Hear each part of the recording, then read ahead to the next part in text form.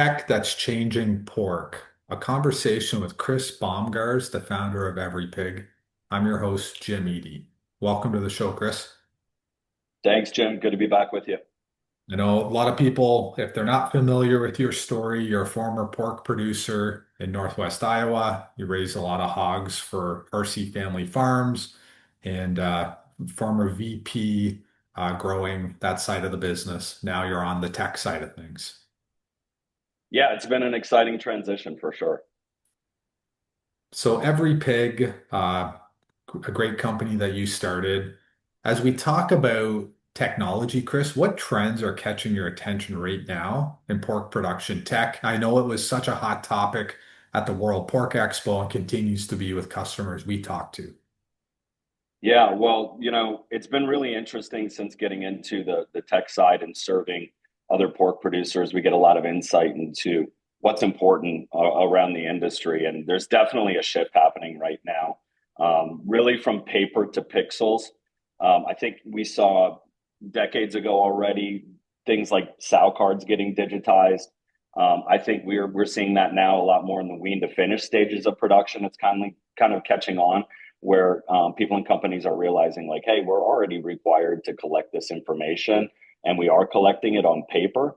But once you digitize, there's so much more power around that data. So a few years ago, the digital transformation really felt like it was just kind of a buzzword people were throwing around. And I think in our industry now, we're really seeing it. I'd say there's also a big push towards real-time data, and not just collecting it, but packaging it in a way where people can make smart decisions on the ground. And some of that involves integrations. We used to talk a lot about APIs and integrations, and people would kind of look at us like, what are these words? And now it's like almost every conversation we're having with midsize and larger producers, they'd like us to integrate with some other product, whether it's another historical production database that they do financials or closeouts on, or if it's with a barn sensor company, with barn sensors like Barn Tools, for example, or AP. The data exchange is really important in giving visibility, not just for the barn owners who have had it for quite a long time, but also rolling that up to give the visibility to the production managers and veterinarians who can start to take in that information, make decisions, oftentimes remotely in real time, in order to have those interventions to save pig lives. So I'd say those are a few of the trends that we're seeing. So as a former producer, Chris, RC Family Farms, when you were managing those operations, you started every pig because you had a vision in the barn. Just give me a bit of a background before we continue this conversation about every pig and then how you saw that from the beginning. Yeah, so my real day-to-day focus at RC, we didn't own any sow units, so we had to buy all of our pigs, and a lot of my focus and my day-to-day job for 10 years there was procurement. So I'm negotiating with integrators sometimes that have overflow pigs, brokers directly with sow units to buy the pigs. And then on the other side, I was doing a lot of business development to find new sites, negotiate new contract sites that we could put those pigs in. And we had quite a bit of success. The first 5 years really scaled a lot. Starting from about 30 farms, and within, I don't know, 5 or 7 years, we're at about 350 farms.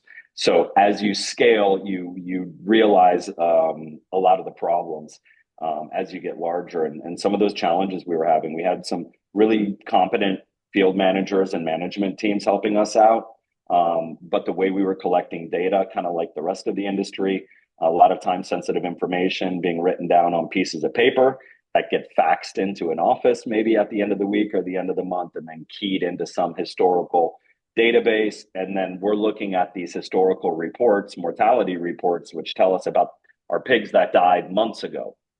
Well, you can't treat a dead pig, you can't save a dead pig. So it's good to have that information, but we realized we needed to do a better job of supporting our managers and our caregivers in the field. And this is really in large part about empowering those people, those team members.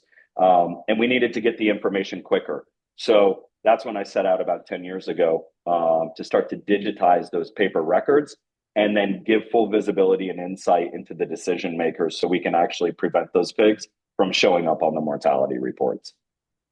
Well, I love the story, Chris, how you leverage your in-field experience for this technology. Now, on the theme of technology, how is technology helping producers with the labor challenge, especially in communication and workflows?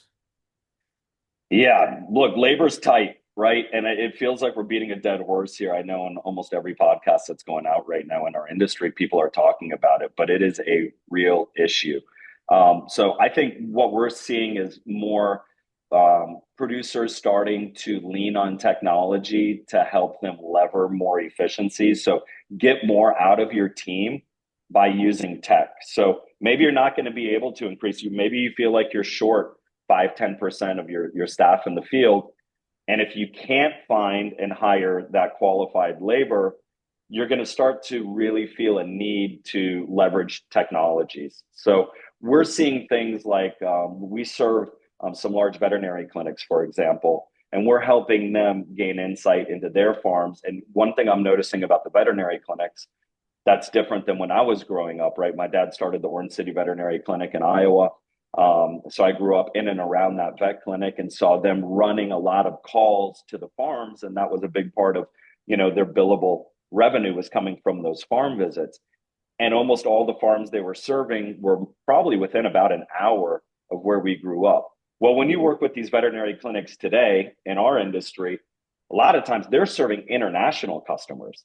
And even domestically, they may have customers that require, it's very common to see veterinary clinics have customers that require them to fly out to go visit them. So the point is, they're stretched out geographically. Well, that can be really tough if you're only billing for those visits and you can only make so many visits. So we're seeing a lot of these veterinarians now that are starting to use software in particular to better monitor and oversee and cover a lot more farms each day without having to necessarily physically visit all those farms.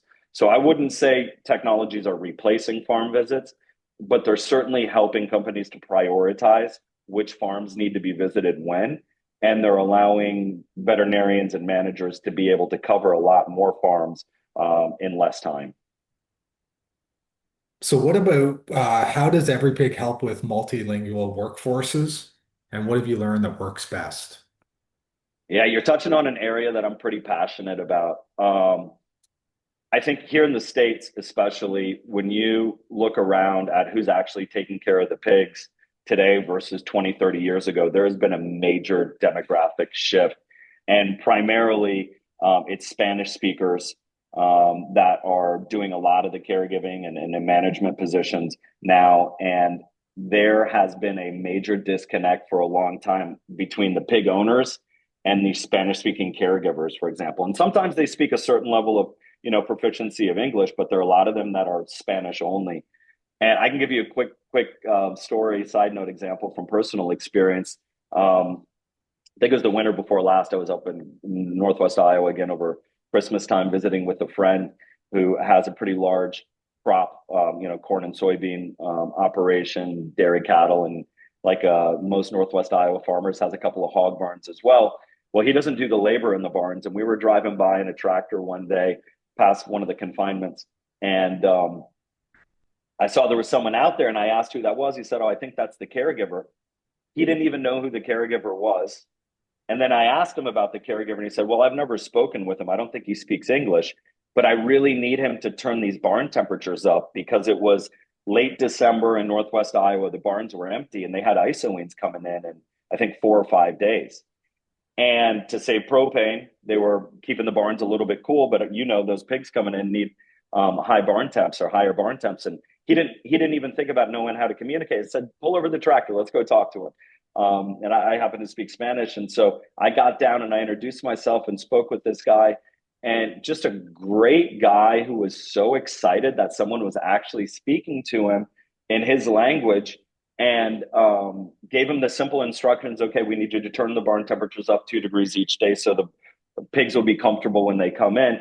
And it was one of those aha moments that really made me realize there's a major disconnect right now between a lot of producers and their staff. And so I think relating to your question and what technology can do, well, multiple language versions in apps so they can communicate, say in Spanish, they can see the app in Spanish, and we've got Google Translate inside the app so you can communicate in your own language, and then your manager or veterinarian can see it in their language, and it really helps to break down the language barriers and also empower those caregivers. You'll really see them light up and become a closer part of your team when you can start to communicate with them. I think it's great because there's so many depths to what technology can offer. And when you break down the different layers of languages and attributes, then it really makes it a win and it provides efficiency on the farm. For sure. Um, so like technology, I think sometimes it's underrated for how it helps us on the farm. Now, what top two problems are producers facing? And then back to the tech part, how is tech helping solve those top two problems? Yeah, well, I think we just talked about the big one, labor, right? So the next one that comes to mind would just be visibility. Um, I think a lot of producers are still really flying blind when it comes to visibility across the to finish sites. I think it seems that a lot of producers starting decades ago, when they digitized those sow cards, they got more insight into the sow units. And I think you have less sow units than you do nurseries and wean to finish barns. And so it's a lot more of a centralized operation where you probably even have employees that you have more control over. But wean to finish has really been the wild, wild west. So I think visibility has been a major challenge in the wean to finish side of production, which is kind of where I have a little more experience. So we talk about all the great things tech does, Chris. Is there anything that technology makes things worse, or what's the right balance? Yeah, I think bad tech is probably worse than no tech. In the startup world, you'll hear a lot of successful startup guys tell you if you wait to launch a product until you're fully comfortable with it, you've waited too long. And we've definitely been guilty of this in the past. At EveryPig, we're always innovating and really pushing the envelope. But ag tech is probably a little bit different in that you really want to be ready and have those functionalities nailed down before you start showing them to your mid-size and larger producers. I think they've already got a lot on their plates. So testing out technology just to see if it works and to have it fail, that might be something that you can't recover from as a technology provider to these industries. So I think, yeah, technology, if it's not working properly, can definitely be a waste of people's time. And then the other thing I would say on that is just don't overpromise. There are a lot of, we'll talk with a lot of producers out there that'll tell us horror stories about being promised things from, a potential ag tech vendor 10 years ago, and they didn't deliver on that, and they might never forget it. And so I think just doing what you say, knowing your lane, what are you good at? What does your product do? What doesn't it do? And just being honest and upfront with producers really can help avoid a lot of those problems. Yeah, so it goes beyond tech, like with any product that we're looking at in general, is look at the core values, how it's going to help streamline operations and continue to find that balance. Um, Yeah, and being realistic about what it does, right? yeah. Your combine is not your lawnmower, and your lawnmower is not your car. They can all get you maybe from point A to point B, but they've got different purposes. So I don't see out there any one size fits all solution that's going to do everything for you, even though that's what we're all looking for and we want it for free and we want it yesterday. I think just being realistic about, okay, this is what it does, and these are the problems it solves, and this is where it's unique. Just being honest and upfront about that, I think, makes a big difference. And you went down to AASV this year, Chris. I know we had an article about that. Yeah, yeah, I had the opportunity to meet with some veterinarians. I wasn't actually in the meeting; I was outside the meeting, but meeting with a lot of different veterinarians up there in San Francisco. And one of the takeaways is there's a lot of younger vets. So what's different about the younger vets and their relationship with tech, in your opinion? Well, I think one of the first things that's pretty easy to notice is the demographic shift, right? You've got a lot more female veterinarians today than ever before. So that's one thing that's definitely different than it was 10, 20 years ago. I would say another thing that we're noticing is these younger vets are obviously digitally native, so having access to real-time data and interacting with software, for example, is something that they're a lot more comfortable with, probably than veterinarians 20 years ago. And then, one other thing that I heard a lot of in conversations with vets that I hadn't heard much about before, and it certainly wasn't part of the conversation growing up, with having a veterinary father and being around a lot of veterinarians, is really back in the day, was work-life balance. A lot of these veterinarians really want something that resembles a work-life balance. And that conversation is becoming a lot more common. So I think, probably the days of being able to expect to recruit a pig veterinarian and swine vet to a very small remote town and expecting them to work 100 hours a week for the next 20 years just isn't very realistic. Especially with that kind of brain power, there are probably a lot of other things those people can do other than that. And so I think really right now there's going to be the challenge, or at least employers need to be cognizant of the fact that work-life balance is something that's important to these veterinarians, and you got to think about how you can provide that. Yeah, it's work-life balance, but also increasing efficiency with all the tech opportunities out there. So I think it goes on multiple levels there, Chris. For sure. So what excites you most about pork tech in the next 3 to 5 years? And if you allow me the next question, what's your moonshot vision? Look, AI, we probably started working on it and talking about it at EveryPig too early. And it used to be something that we'd have to explain, or at least make sure we emphasized, was artificial intelligence, not artificial insemination. But I think AI now, when you use it even in our industry, a lot of times people will be thinking about artificial intelligence, and everyone seems to be playing at least a little bit with ChatGPT and some of these AI models and getting more familiar with them. They're only going to get smarter, right? And they're definitely going to change a lot of different jobs. And our industry is not going to be that unique, although the adoption may take a little bit longer for a number of reasons. But I think you're going to see AI make a significant impact in our industry in the next 5 years. And it's going to be more and more plugged into an increasing amount of barn sensors, cameras in barns that will get cheaper and probably be a lot more feasible to install, even in your wean to finish operations in the future.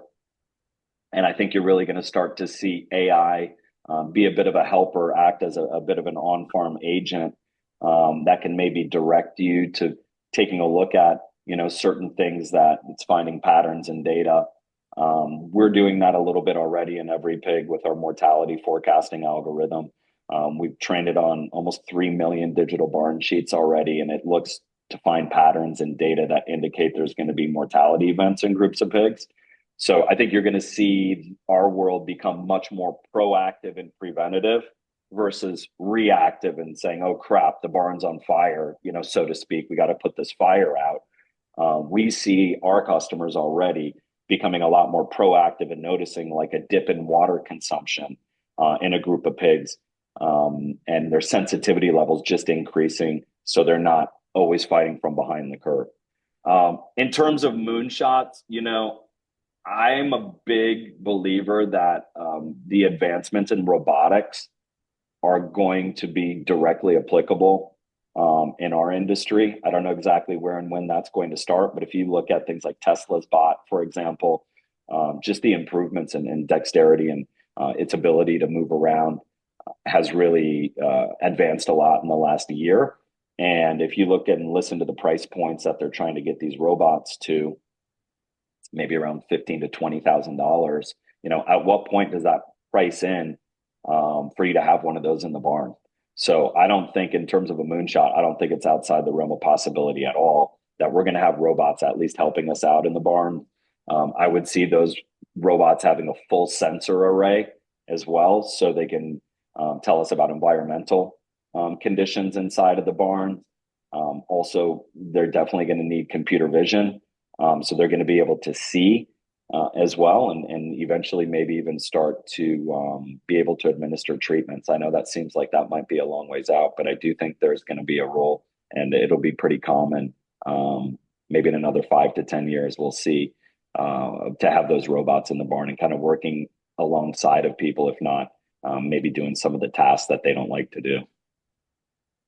Well, it's always great catching up with you, Chris, talking everything pork tech and all the great work you're doing at EveryPig. Well, thanks for the time, Jim. Really appreciate the conversations with you as well. That's Tech That's Changing Pork, a conversation with Chris Bomgaars.